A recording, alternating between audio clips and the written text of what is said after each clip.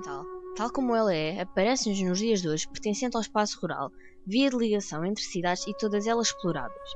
Para o homem medieval, a floresta não era apenas um local de passagem ou de trabalho, era também a sua maior fonte de matéria-prima e o seu mundo de perdição.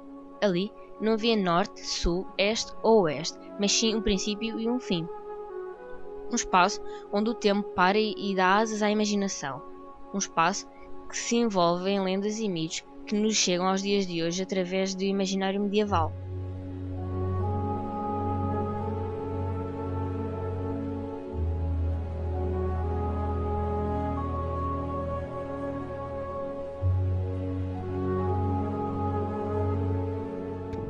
Antes de tudo, é preciso entender que este imaginário que nos chega através da história era para o homem medieval bem real, sendo este um ser profundamente marcado por um universo religioso, o cristianismo, que pautava o seu cotidiano.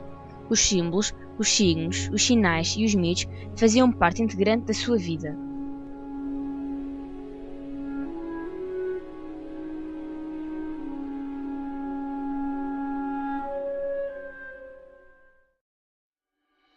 A palavra deriva sem dúvida da expressão silva florestis, uma selva que depende do tribunal Fórum do Rei, designa da sua origem uma reserva de caça e tem um significado jurídico. Assim, os homens da segunda função indo-europeia, os guerreiros, os belatores e os homens de força tentaram apropriar-se da floresta durante a Idade Média e fazer dela o seu terreno de caça e treino de cavalaria. Contudo, tiveram que dividi-la com os homens da primeira função, os oratores, os quais, por via de apanha da lenha, do carvão e do mel, fizeram dela um território suplementar de atividade económica, isolando-se em mosteiros que ficavam rodeados por florestas, mas protegidas destas, através de muralhas. Um dos muitos exemplos é o mosteiro de La Fontaine, em França, construído no interior da floresta. Havia ainda os laboratores, que nela trabalhavam por ordens superiores. A floresta foi útil, preciosa, reserva de caça, terreno de apanha, inclusivamente para o mel, e a cera para iluminar as igrejas, lugar também de extração de madeira e de campos de pastagem.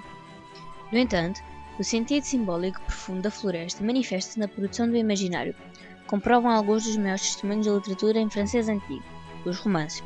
Na literatura, expressão privilegiada juntamente com as artes figurativas do simbolismo de uma sociedade, capta sobretudo a contraposição da floresta-castelo. Mas o castelo nestas obras é também a cidade. A floresta opõe-se nos valores medievais à sociedade organizada, como se pode verificar no romance cortês na corte de Arthur em Camelot.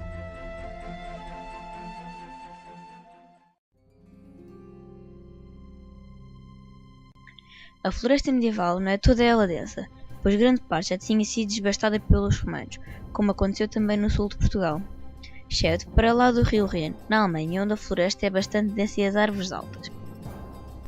O episódio de luta do imperador Henrique IV contra os saxões, descrito por Lambert de Haasveld, evoca a densa floresta germânica, imensa e vazia, dificilmente penetrável, não hospitaleira, assustadora, muito menos para um caçador habituado a orientar-se nos segredos da floresta.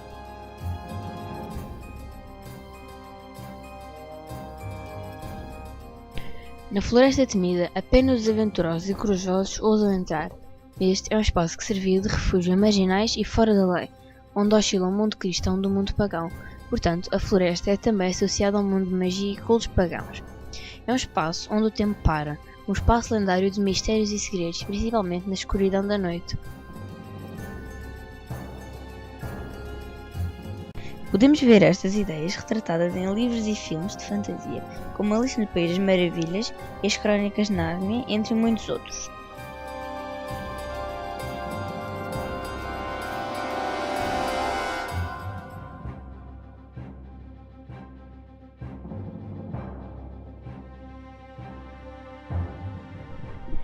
A mais antiga atestação conhecida do termo associa, por um lado, a ideia da floresta à ideia de solidão. Na floresta, aparece-nos a figura do ermita. Este vive lado a lado com marginais. A lenda e o folclore fizeram-no muitas vezes juntar-se a bandos de malfeitores, como acontece na conhecida lenda de Robin Hood.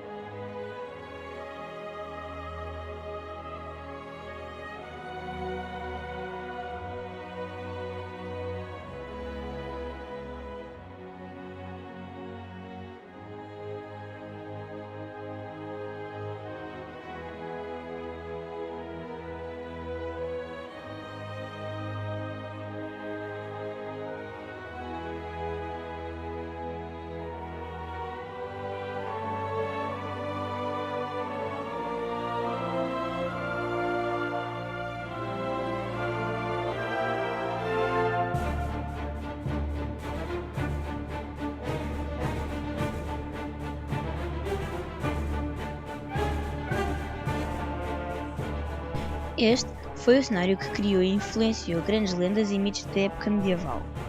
Uma floresta por todos temida, mas por todos desejada. Na realidade, todos foram para lá para se marginalizarem, para se comportarem como homens da natureza, fugindo ao mundo da cultura, em todos os significados da palavra.